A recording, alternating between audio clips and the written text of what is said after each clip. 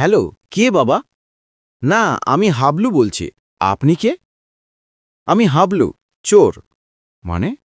কাল সন্ধেবেলায় আপনার বাড়িতে চুরি করতে গিয়ে দেখি আপনার বাবা হঠাৎ অসুস্থ, তাই আর চুরি করা হয়নি। হাসপাতালে ভর্তি করে দিয়েছে। আপনি ক্যা বলতেছেন? আমি ওনার ছেলে, আমেরিকা থেকে বলছি। আপনি কি চ্যাংরামো মারছেন? চ্যাংরামো মারব নেন? এই নিন হসপিটালের ফোন নাম্বার আর বেড নাম্বার, জিজ্ঞেস করে নিন। আর যত তাড়াতাড়ি পারেন আপনি চলে আসুন। এক বাবাকে ছেড়ে দিয়ে আমেরিকাতে দিব্যি আছেন, আর আমাকে সব কাজকর্ম ফেলে আপনার বাবাকে দেখতে হচ্ছে। আপনি আবার বিকেলে ফোন করবেন, বাবার সঙ্গে কথা বলিয়ে দেব। আসলে হয়েছে কি, সেদিন সন্ধ্যেবেলায় হাবলু ওই রাস্তাটা দিয়ে যাচ্ছিল। এই বাড়িটার ওপর টার্গেট অনেক দিন ধরেই। একা বৃদ্ধ বাড়িতে থাকেন, সেটা হাবলুর কাছে খবর আছে। দরজাটা খোলা দেখে হাবলু সুরুট করে ঢুকে সে দিয়ে যায় বাড়িটার মধ্যে। সন্ধেবেলা এমনি খোলা বাড়ি পাওয়া মানে হাতে স্বর্গ পাওয়া। খুব একটা খাটাখাটির দরকার নেই। জামা জুতো যা হাতের কাছে পায়ে তুলে নেয়, সঙ্গে হাতঘড়িটাও পকেটে চালান করে দেয়। একটু এদিক ওদিক দেখছে আর কি নেওয়া যায়। ঠিক সেই সময় সামনের রুমটা থেকে একটা গোঙানির আওয়াজ পায় হাবলু। প্রথমে ভেবেছিল ওকে দেখে হয়তো চিৎকার করার চেষ্টা করছে, পালাতে যাবে। ঠিক তখন ভাবল, এটা তো ঠিক চিৎকার নয়, গোঙানি। জামা জুতোটা নামিয়ে রেখে একটু সাহস সঞ্চার করে রুমটায় উকি মারে হাবলু। দেখ একা বৃদ্ধ খাটে গোঙাচ্ছে, হাতটা বুকের ওপর, জোরে জোরে শ্বাস নিচ্ছে। ওকে দেখে কিছু যেন বলতে চাইল। হাবলু বুঝতে পারে কেস সুবিধার নয়। কি করবে ভেবে উঠতে পারে না। সুবর্ণ সুযোগ, ঘরটা খালি করে দেবে। কিন্তু চোখের সামনে একজনকে মরতে দেখে তার সামনে দিয়ে সবকিছু নিয়ে চম্পট দেবে কি এই হাবলু চোর? একটু দোটানায় পড়ে। রুম থেকে বেরিয়ে দু একটা জিনিস আবার ব্যাগে ঢোকায়, কিন্তু গোঙানিটা যেন বেরিয়ে চলেছে। আবার ফিরে আসে রুমে। বৃদ্ধ লোকটা যেন কিছু বলতে চায় হাবলুকে। হাবলু বলে, দাঁড়ান, আপনাকে হাসপাতাল নিয়ে যাচ্ছি এক্ষুনি। বলে বাইরে গিয়ে একটা ট্যাক্সি এনে ট্যাক্সি ড্রাইভারকে নিয়ে বৃদ্ধকে নিয়ে সোজা হাসপাতাল। হাসপাতালে নিয়ে যাবার সময় বৃদ্ধের বালিশের তলা থেকে আলমারির চাবিটা পায়।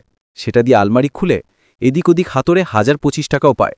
সেই টাকা দিয়ে বৃদ্ধকে হাসপাতালে ভর্তিও করে দেয়, শিশির মুখার্জি নাম দিয়ে। বৃদ্ধকে তাড়াতাড়ি আইসিইউতে নিয়ে যাওয়া হয়। ডাক্তার দেখে বলে যে ম্যাসিভ কার্ডিয়াক অ্যারেস্ট, এক্ষুনি অপারেশন করতে হবে। যাই হোক, অপারেশন হয় এবং অপারেশন সাকসেসফুল। ডাক্তার বলে, ঠিক টাইমে রুগীকে নিয়ে আসা হয়েছে বলে এ যাত্রায় বেঁচে গেল, কিন্তু এখনও কিছুদিন অন্তত হাসপাতালেই থাকতে হবে। এদিকে নার্সরা বৃদ্ধকে শিশিরবাবু বলে ডাকলে বৃদ্ধ বলেন, আমাকে শিশিরবাবু বলে ডাকা হচ্ছে কেন? আমার নাম তো মৃণাল। সেই কথা শুনে ওয়ার্ডের সিস্টাররা এই ওর মুখ চাওয়াচাওয়ি করতে থাকেন। আর মৃণালবাবুকে বলা হয়, কাকু, আপনাকে যিনি ভর্তি করিয়েছেন তিনি তো এই নামেই ভর্তি করিয়েছেন। পরের দিন হাবলু যথারীতি মৃণালবাবুর সঙ্গে দেখা করতে যায় আইসিইউতে। সিস্টাররা হাবলুকে জিজ্ঞেস করেন, আপনি এনার কি হন?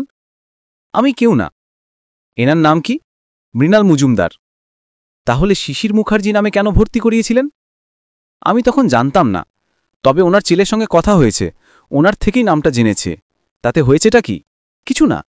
যাই হোক, হাবলু এবার মৃণালবাবুর সঙ্গে কথা বলতে শুরু করে।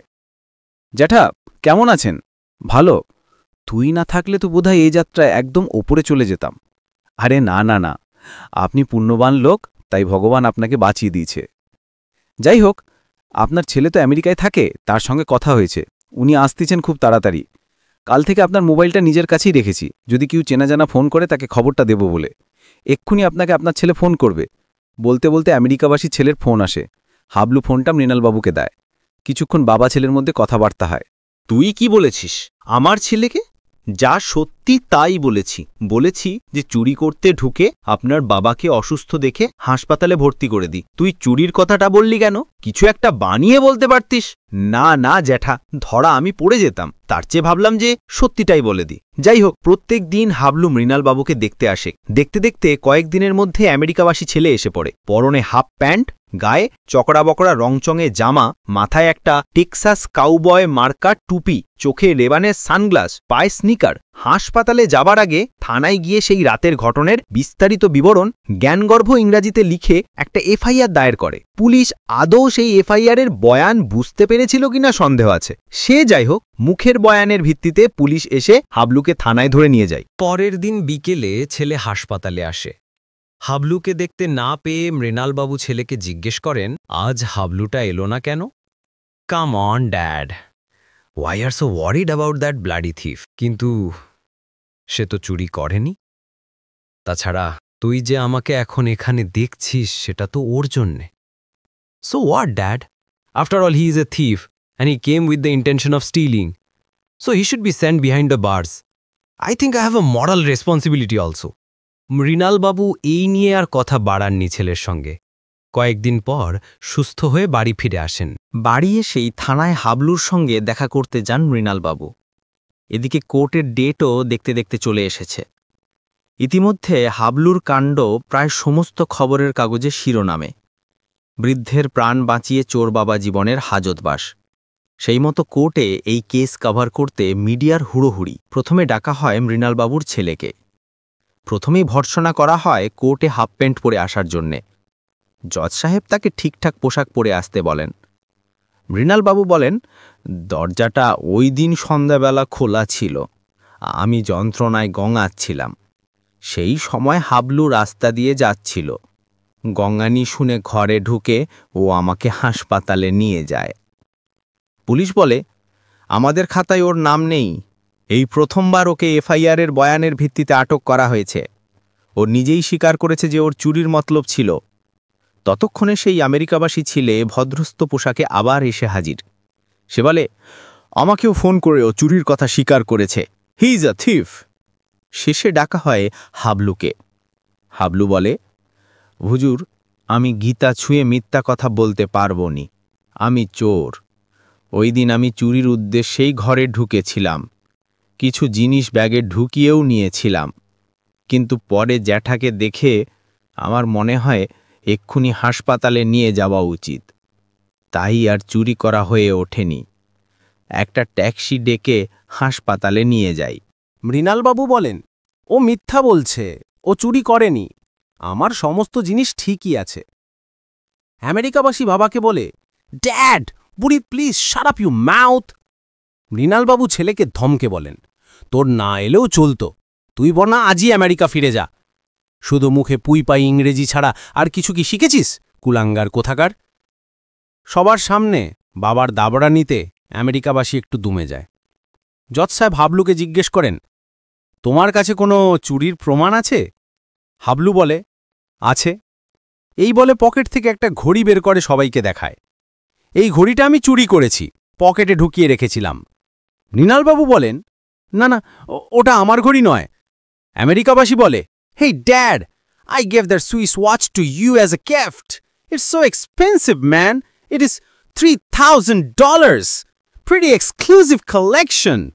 He stole that, bloody thief! জজ সাহেব শেষবারের মতো হাবলুকে জিজ্ঞেস করে, তুমি চিন্তা করে বলছো তো? পুলিশ বলে, হাবলু ভেবে দেখ ওটা ভুল করে তুই নিয়েছিস কিনা, তোর কি সত্যি চুরি করা উদ্দেশ্য ছিল? হাবলু বলে, হুজুর, সত্যি কথা আমি সহজভাবে বলেছি, আবারও বলতেছি, আমি চুরি করতেই ঢুকেছিলাম, আমি চোর। সভাকক্ষ একদম চুপ। মৃণালবাবু হতাশায় ঘাড় নাড়ছেন। পুলিশের দীর্ঘশ্বাস। জজ সাহেব বললেন, হাবলু চুরি করতে গিয়েছিল এটা যেমন ঠিক, তার চেয়েও বেশি করে ঠিক যে সে এক মানবিক কাজও করেছে। মিথ্যার আশ্রয় না নিয়ে সত্যিটা প্রথম থেকেই স্বীকার করেছে। তাই আদালত সব দিক বিবেচনা করে হাবলুকে 3 মাসের কারাদণ্ডে দণ্ডিত করল। আমেরিকাবাসী বলে, what a joke, he stole such an expensive watch and just awarded only 3 months of jail term. No way, I'll go to the Supreme Court. কোর্টের বাইরে পুলিশের ভ্যানে ওঠার আগে মৃণালবাবু দেখা করেন হাবলুর সাথে। হাবলু ঘড়িটা ফেরত দিয়ে বলে, জ্যাঠা, এটা আমি ইচ্ছে করেই এই দিনটার জন্য রেখেছিলাম, আর লাগবে না। তুই স্বীকার করলি কেন হাবলু? জ্যাঠা, পুরো দুধে 1 ফোঁটা চোনা হয়ে যেত এই মিথ্যেটা বললে। আপনি চিন্তা করবেন নি, মাত্র 3 মাসের ব্যাপার তো। হাবলু এখন সেলিব্রিটি চোর। এই ঘটনা বড় বড় করে সব পেপারে ছাপা হয়েছে। হাবলুকে একটা ভদ্রস্থ সেলে রাখা হয়, যেখানে অপেক্ষাকৃত ভালো আসামিরা থাকে। পঞ্চা জিজ্ঞেস করে, এই হাবলু, তুই এতটা বোকামি কি করে করলি? তুই তো না বলে দিলেই তো ছাড়া পেয়ে যেতিস।